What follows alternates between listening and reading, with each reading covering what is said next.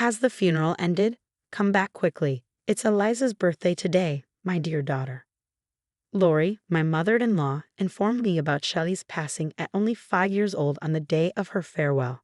Strangely, she didn't attend her granddaughter's funeral and instead asked me to return for Eliza's birthday, her sister-in-law. I was bewildered by her behavior. Anger mingled with grief, prompting me to make a phone call. I'm Rel, a 33-year-old homemaker, married to Milo, who's 2 years older. We met through a friend 6 years ago and have been happily married ever since. We were blessed with our daughter, Shelley, soon after marriage. At 5 years old, she's at her most adorable age. It's heartwarming, yet her fate was tragically harsh. Shelley's health was fragile. 2 years ago, when she was 3, she started experiencing frequent fevers and colds. There was also swelling in her neck, which led us to rush to the hospital, thinking it might be mumps. After numerous tests and an agonizing wait, the doctors revealed the devastating diagnosis: malignant lymphoma, a type of childhood cancer. My world shattered, and I desperately pleaded, "There must be some mistake, doctor. Please tell me this isn't true." Despite the medical team's presence, I couldn't contain my tears. Immediate hospitalization was necessary. Even as we hurried home to gather essentials, I couldn't stop crying. Milo, my husband, cried alongside me but also urged, "We have to be strong. Shelley will pull through," his words filled with determination. We were briefed on the treatment plan, and I had to sign consent forms for procedures like blood transfusions and surgery. The grueling treatments commenced: endless IV trips, blood draws, transfusions, and chemotherapy. I quit my part-time job to be with Shelley at the hospital round the clock. Sometimes, Milo would take time off work to visit, insisting, "You need to rest too, Michelle, or you'll burn out." During his visits, I managed things at home or caught up on much-needed sleep to keep going. During the initial days at the hospital, Shelley cried often, but gradually she adjusted to the routine, crying less as time went on. The nurses praised her resilience. Shelley didn't shed a tear today during her injection, they commended. Despite the challenges of hair loss and weakness from chemotherapy, she never complained. Instead, she greeted us with smiles and happiness. Drawing became her solace. "Mom, Dad, look." Shelley proudly displayed a sketch of Milo and me in her notebook.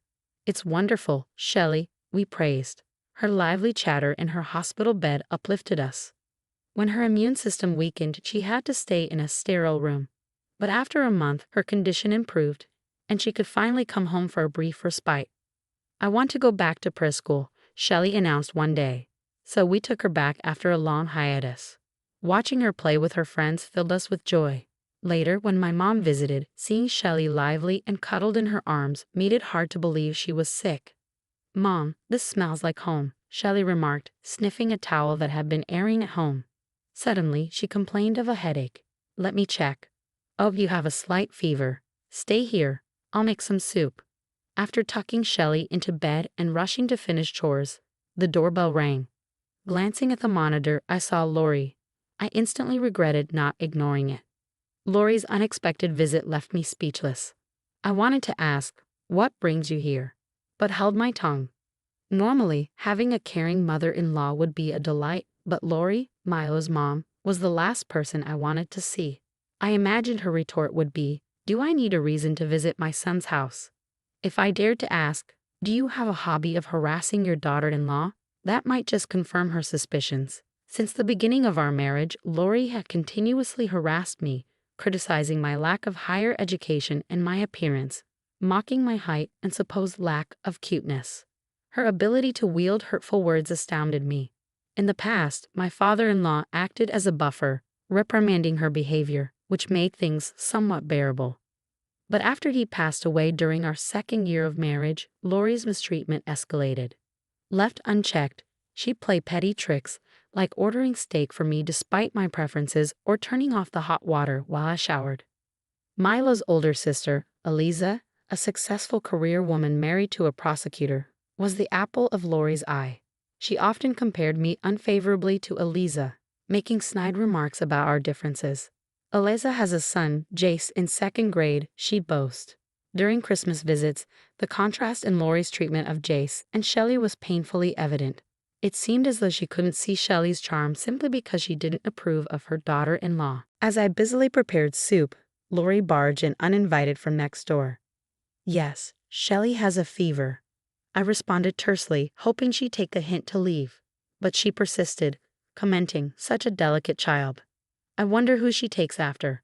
Certainly not our family. Your dad had cancer, didn't he?" "Yes, Lori, I've explained countless times. This illness isn't hereditary. While my dad did pass away from cancer when I was in high school, malignant lymphoma isn't genetic, except in certain virus-related cases. How many times must I repeat myself? Is she losing her memory?" In the end, Lori merely glanced at Shelley, made her spiteful remarks, and departed. I couldn't help but wonder if she was suffering from dementia. After checking on Shelley, exchanging a few sarcastic words, I left perplexed by Lori's purpose. Perhaps she was just bored. For a year, Shelley moved between hospital care and brief respites at home. After about a year and a half of intense treatment, she finally completed her therapy, and we welcomed her back home. She returned to preschool, and we even enjoyed a family trip to the aquarium, where she walked around with boundless energy. I never lost hope in Shelley's recovery. However, when she turned 5, a year after leaving the hospital, my worst fears materialized. She relapsed. The treatments resumed, including spinal injections, radiation therapy, and battles with pneumonia and high fevers. I did everything I could to ease her discomfort, even undergoing a bone marrow transplant for her. Sadly, my cells didn't take, and her condition deteriorated. Then, the doctor delivered the devastating news. "There's nothing more we can do. Further treatment would only add to Shelley's suffering." It was a heartbreaking realization that time with her was limited. We made the decision to bring Shelley home so we could cherish our remaining time together as a family. We indulged her every wish, from participating in preschool activities to playing with her friends. Despite her own struggles, Shelley's bright smile never faded, bringing joy to everyone around her. Mom visited frequently, offering her support during these difficult days. I had promised myself not to cry in front of Shelley, but sometimes emotions overwhelmed me, and tears would escape. During those moments, Shelley would ask, "Mom, what's wrong? Are you feeling unwell?" Despite her own pain, she remained remarkably caring, showing concern for me. I pray for her happiness to last forever, for a miracle to save her, but sadly, my prayers went unanswered. Despite her outward appearance of health, Shelley's blood tests showed a worsening condition. She gradually lost the ability to walk. Yet we clung to hope, believing she would reach her 6th birthday. However, Shelley's health declined rapidly. She began to struggle with breathing, and the doctor warned us to prepare ourselves for the worst. Despite my efforts to remain composed, tears flowed uncontrollably. In a haze of grief, I whispered, "I love you," to Shelley. Despite her own weakness, she summoned the strength to utter her final words. As dawn broke and Shelley's condition worsened, the doctor tried desperately to save her. We pleaded for her to hold on, taking turns holding her in our arms, wishing for her to find peace. Shelley fought bravely, but eventually she slipped away from us. "Shelley, please respond. Open your eyes." I clung to her hand, which grew colder by the moment. There was no time to process my grief. I was immediately consumed by the whirlwind of funeral arrangements and preparations. Keeping busy seemed like the only way to hold on to my sanity. At the funeral home, I couldn't help but confront Lori, asking, "Are you not coming?" She simply replied, "The living matter more than the dead. Eliza is returning from abroad. It's her birthday today. You need to pick up the cake." Her callousness left me reeling, struggling to contain my anger. "At least bring a gift later.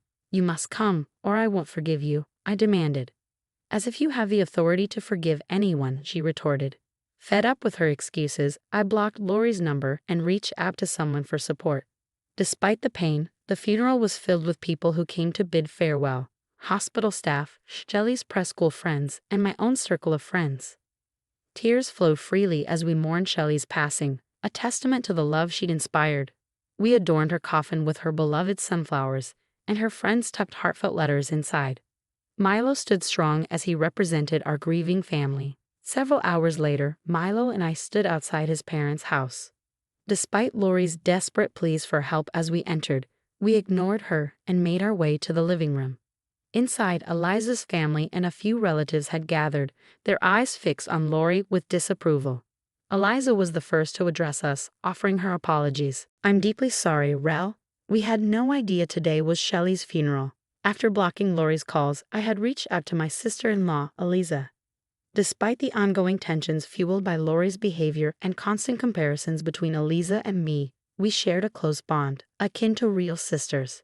As an only child, I cherished Eliza's presence in my life, and her son Jace often played with Shelley even during her illness. Eliza frequently visited us, showing genuine concern. Unfortunately, this year, Eliza's work commitments abroad coincided with her birthday, overlapping with Shelley's funeral. While we were preoccupied with arrangements, we had entrusted Lori to inform her side of the family. However, Lori's misguided actions led her to inform relatives about a birthday celebration for Eliza's return, omitting any mention of Shelley's funeral. Upon her return, Eliza reached out to me again, only to discover that the burial had already taken place, leaving them waiting for our return. Amidst the somber atmosphere, Shelley's absence was keenly felt as Eliza and others mourned her loss amidst the awkward silence. Lori's words cut deep as she callously suggested, "You can always have another child." The most insensitive remark imaginable. In response, Eliza, with a fiery glare, grabbed the cake meant for her birthday and hurled it at Lori's face. "Cleanse that twisted personality of yours," she demanded, dragging Lori to the shower room and soaking her clothes in the process. Amidst the chaos, when questioned about Lori's actions, I weakly explained. Lori kept pressuring me to rush back for Eliza's birthday preparations. The relatives reacted with shock and disgust. After being drenched in the shower, Lori returned, despised by everyone present. Defending herself, she blurted out, "But it's Eliza's birthday party. She's returning after so long. Shelley was already sick, not expected to survive. Surely Eliza's birthday takes precedence, right?" However, her feeble excuse was met with fury. "A birthday party? Preposterous. And you called Rel for that? If Shelley meant anything to you, how could you disregard Milo's grief over losing his daughter? Why did you fail to attend your own granddaughter's funeral?" Eliza's righteous anger was unleashed. "No, but," Lori faltered, unable to conjure a suitable excuse. It was then that Jace, her grandson, spoke up softly. "Grandma, do you really love your grandchildren?" "Of course I do, Jace. I love you and Eliza's child," Lori replied defensively. But Jace's next words pierced through the tension. "What does that mean? So Shelley, your granddaughter, wasn't loved because she was sick, but Eliza's child is loved because she's healthy? Are you saying Shelley didn't matter?"